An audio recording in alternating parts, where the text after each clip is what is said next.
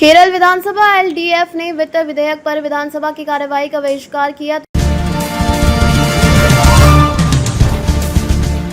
तिरुवनंतपुरम 1 जुलाई भाषा वाम लोकतांत्रिक मोर्चा एलडीएफ ने बुधवार को केरल विधानसभा की कार्यवाही का बहिष्कार किया, क्योंकि अध्यक्ष ने सरकार द्वारा केरल वित्त विधेयक को विषय समिति के पास भेजे बिना ही पेश करने के संबंध में विपक्षी गठबंधन की आपत्ति को खारिज कर दी। इस विधेयक में कुछ शराब उत्पादों पर करों में भारी कटौती का प्रस्ताव है। ये विरोध उस समय शुरू हुआ जब मुख्यमंत्री वी.डी. सतीशन ने विधेयक को विचारार्थ सदन के समक्ष प्रस्तुत किया। एलडीएफ का तर्क था कि इस विधेयक के सदन में पेश किए जाने से पहले विषय समिति द्वारा विस्तृत जांच और समीक्षा के लिए भेजा जाना चाहिए था। पूर्व वित्त मंत्री के.एन. वालगोपाल ने व्यवस्था को प्रश्न उठाते हुए कहा कि यह विधेयक बहुत जल्दबाजी में लाया गया है और इसका मुख्य संबंध शराब नीति से है।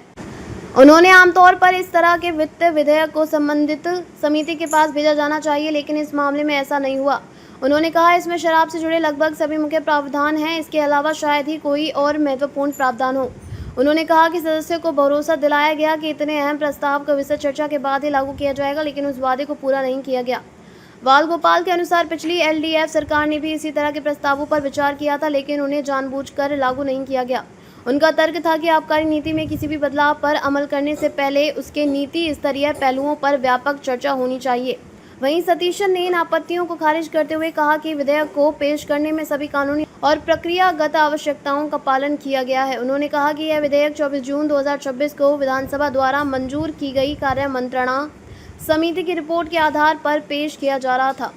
मुख्यमंत्री ने विपक्ष के इस तर्क को खारिज कर दिया कि विधेयक को विषय समिति के पास भेजा जाना चाहिए था। उन्होंने सवाल उठाया कि जब वाम मोर्चा सत्ता में था और 24 फरवरी को वित्त विधेयक पेश किया गया था, तब क्या उसे विषय समिति को भेजा गया था।